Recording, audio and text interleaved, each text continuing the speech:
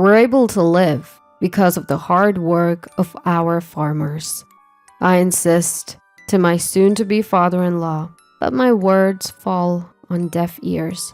He mocks farming as a job that's not profitable. He even laughs, challenging me to show him the life of a farmer. Fine, let him see my family farm. He'll regret his words soon enough. My name is Henry. I used to work in sales, but when my dad's health deteriorated, I took over the family farm. I'm the second son, but my elder brother moved overseas for work. That left me as the only one to continue the family business. I have a sweet and strong-willed fiancé.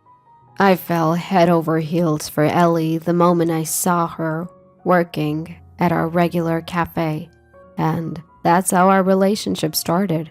2 years into dating, she accepted my marriage proposal. So here I am, about to meet Ellie's parents. Gosh, I'm nervous, I mutter, looking up at the luxurious high-rise where Ellie's parents live. Don't worry, Henry. I've already talked to my mom about you. But my dad, well, that's another story. I've heard her father is a stern man who owns a few restaurants. As nervous as I was, I go in and greet them. To my relief, both warmly welcome me. Sorry that we haven't been able to sync our schedules because of my busy work, the father-in-law began, then started elaborating on how well his company was doing.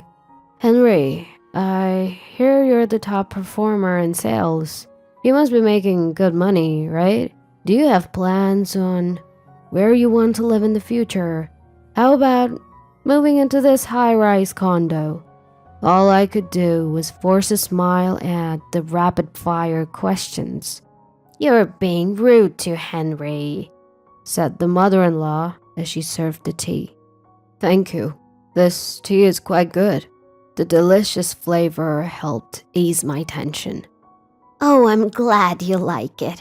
My brother grows the tea leaves. Our family home has a tea plantation, and they always send us the fresh tea. The conversation took a lively turn as my mother-in-law and I chatted about the tea. My father-in-law then huffed and said, A tea plantation, how antiquated. Few households drink tea these days. I wonder when your family home will go out of business. His disparaging remark about her family home left my mother-in-law looking downcast. I had heard somewhere that tea plantations aren't as profitable as they used to be. It's labor-intensive work that requires skill and, above all, manpower.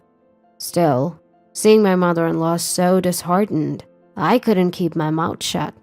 We owe our livelihood to the farmers who work hard to produce our food.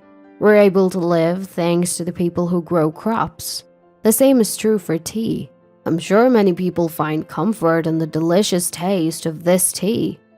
At my words, my father-in-law scowled.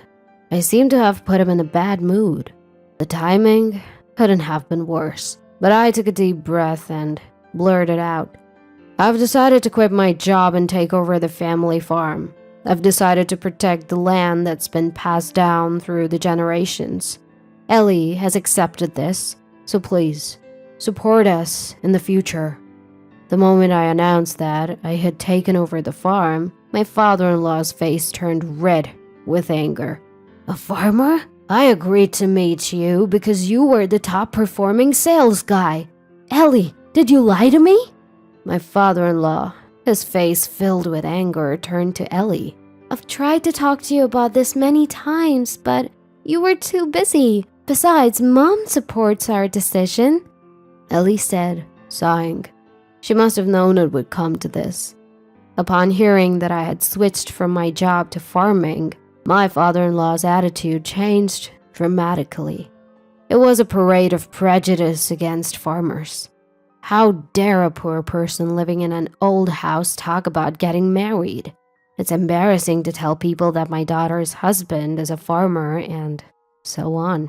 When asked what I was growing, I answered mainly cherry tomatoes, and he exclaimed, Cherry tomatoes? They don't seem to make much money and there's no future in them. Of course, we're growing more than just tomatoes. I tried to explain, but my father-in-law cut me off and started laughing. Growing a variety of vegetables is proof that you're not making a profit. He dismissed whatever I said. My father-in-law started a restaurant business at a young age and was successful, so he's particular about profits. Although I've just taken over the farm, I've certainly been considering profits. But as I tried to discuss this, my father-in-law shook his head dismissively. He didn't expect much from me. I'd like to see what life as a farmer is like. Is your house a shack? Are your parents wearing overalls and straw hats while working? Maybe I should meet them next time. I was getting angry at him making fun of my house and parents, but the one who protested angrily was Ellie. I can't believe you're making fun of farmers. I'm ashamed to be your daughter. At Ellie's words, my father-in-law was enraged and slapped her on the cheek. My mother-in-law was angry that he had raised his hand against her daughter. Ellie, with tears from the pain, turned the situation into complete chaos. You're living in this high-rise condo thanks to me. Be grateful. I don't care who a daughter like you marries. I took Ellie, who was sobbing, and left my in-laws' house.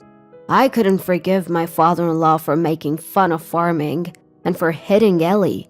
Hello, it's Henry. I'll be bringing my fiancée and her parents next time. I called my father and reported every word of my father-in-law's remarks. He runs restaurants, doesn't he? What's the name of it? He asked, so I told him my father-in-law's name and the name of the restaurants he runs. I have an idea, so wait for me. I asked what he meant by an idea, but he said he was still uncertain and hung up the phone. After a while, my father called back. After hearing from my father, I immediately went to meet some people. Later, Ellie and I went to greet my mother-in-law again. She apologized for my father-in-law's arrogant attitude. He had apparently become arrogant since his restaurant business took off. He moved into a high-rise condo to show off to people around him and began to look down on those who earned less than him. It was a daily occurrence for him to ridicule her family's tea farm. His affairs with women were not hidden, and he did as he pleased, according to my mother-in-law. She said she endured it all for her daughter. I don't want to cause trouble for Ellie and Henry by getting a divorce. My mother-in-law is a kind person who thinks of Ellie and me. Don't worry about us. Please think of your own happiness. When I said that, she thanked me and smiled.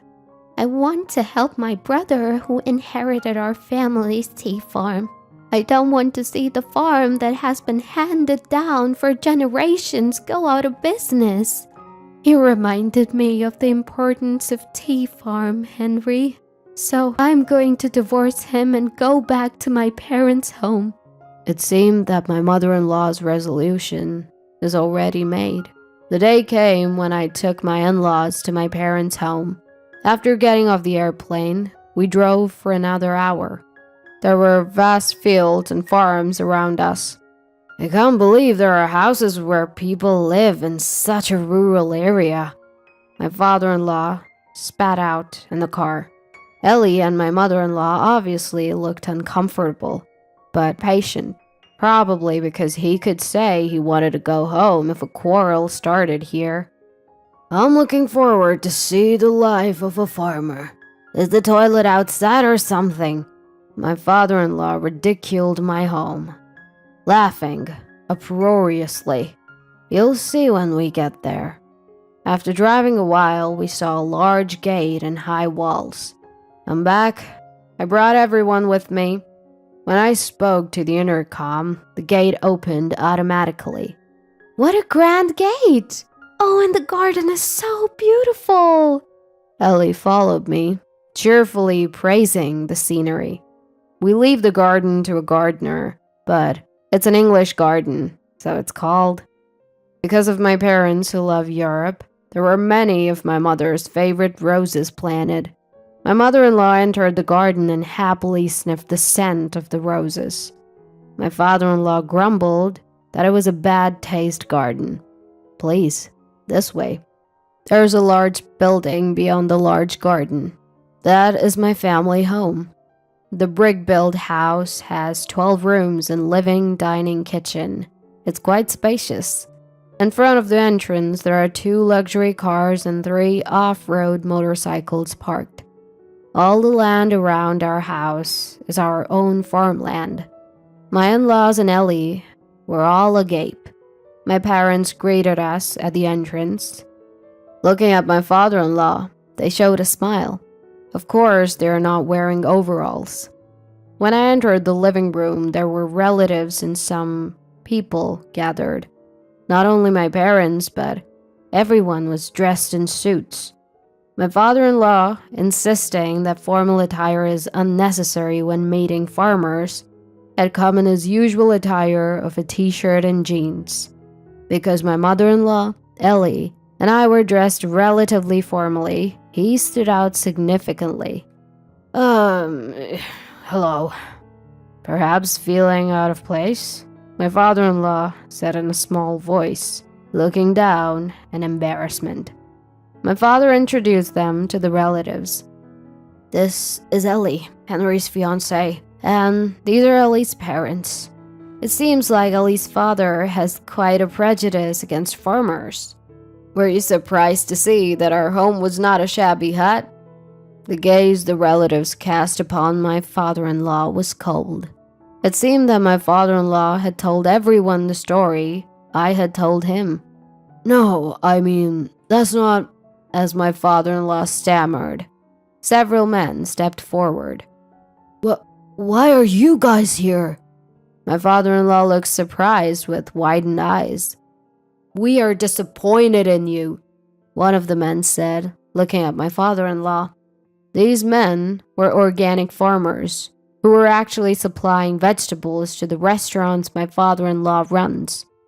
Hearing the name of the store, my father made connections and contacted these farmers. My father, who has been a farmer for many years, has many acquaintances. I had directly met them and conveyed my father-in-law's remarks.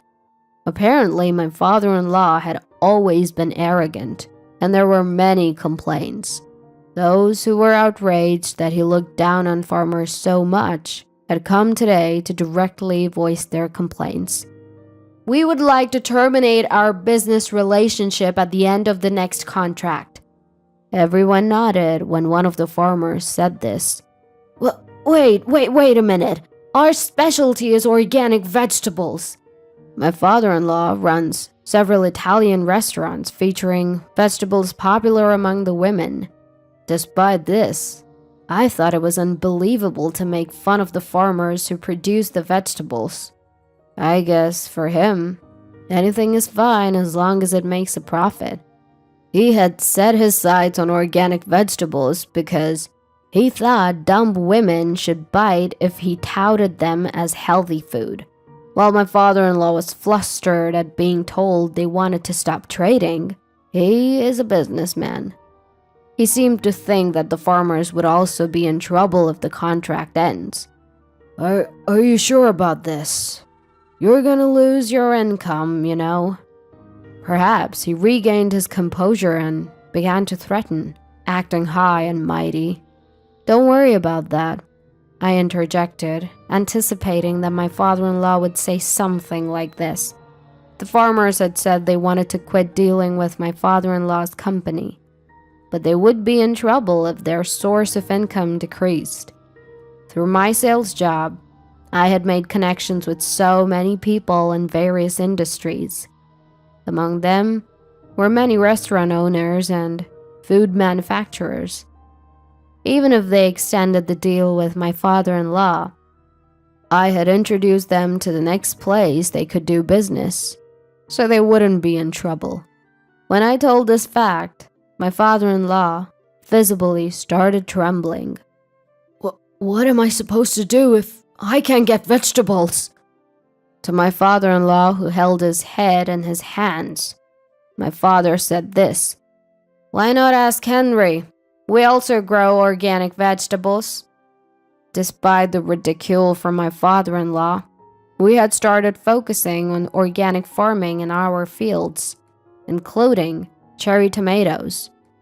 As a result of repeated improvement in the variety, we were able to harvest quite sweet vegetables. We even had several invitations from companies wanting to contract with us. My father-in-law quickly turned to me, but I just smiled and said, "Of course, we refuse to do business."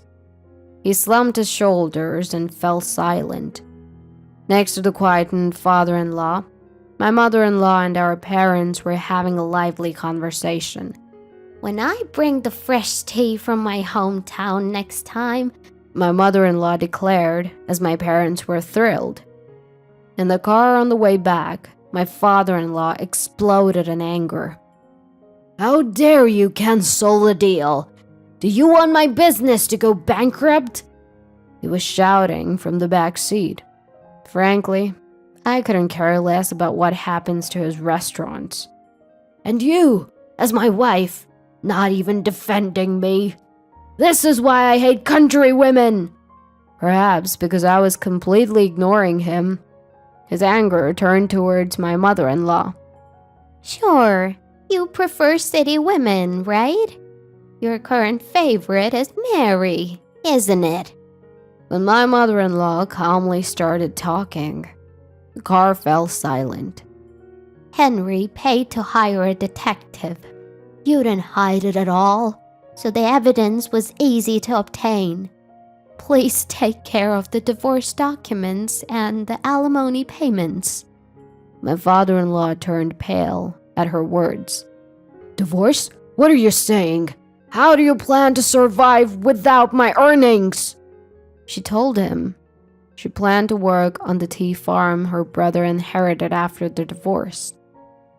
Then my father-in-law smirked and said, "Isn't that tea farm on the verge of bankruptcy? Fine, I'll divorce you. It's better to live with a young woman than an aging wife." Then, no one spoke a word, and a heavy silence filled the car. When we arrived at the airport, not wanting to be together any longer, my father-in-law headed towards the gate alone. Ellie, looking at her father's back, muttered sadly, "To think such a man as my father." "I think your father will definitely regret his choice," I said, pulling Ellie's shoulder towards me. A few days later, my in-laws' divorce was finalized. Due to the evidence of his affair, he was fully liable. He seemed to have nearly forced my mother-in-law, saying, "I'll give you money, just leave." Ellie and I were angry when we heard the story, but my mother-in-law was laughing, saying it was okay since she got a lot of money. $50,000 in alimony from my father-in-law, and $15,000 in alimony from his mistress. She plans to use this money to revive the tea farm. While my father-in-law was enjoying himself at his high-rise condo with his mistress, her husband barged in, turning the place into a battlefield. Yes, my father-in-law's mistress was a married woman. We had known that when we had the detective investigate, so we thought it wouldn't end well. My father-in-law, who was also being sued for alimony by his mistress's husband, must have learned his lesson about women. Even after that, it seems like he's still living alone in his high-rise condo. His bad reputation spread among the farmers, and the number of farms willing to do business with him drastically decreased. That led him to close his branches, which were centered around organic vegetables. Perhaps feeling lonely, I heard that letters from my father-in-law occasionally arrive at my mother-in-law's parents' house. The content is pathetic, asking her to come back because he's lonely. At first, my mother-in-law was reading the letters, but Now she says she just throws them away without opening them. Once he called, she cut him off, saying, "If you're lonely, why don't you move out of the high rise?" We laughed when we heard that from her. We don't know whether he couldn't stand living alone in a large room or whether his business went under and he couldn't afford to live in the high rise anymore. But we heard that he moved to a small apartment. I've been extremely busy since I took over the farm, but having Ellie with me is a big support. She probably never thought she'd become a farmer's wife when we were dating. Yet, she came with me without a word of complaint, so I have nothing but gratitude for her. I think I like farming. It must be my mom's blood. Ellie, laughing, is adorable. A year later, we had our wedding. It was a grand ceremony, but my father-in-law was not there. He must be sad that he couldn't attend his only daughter's wedding.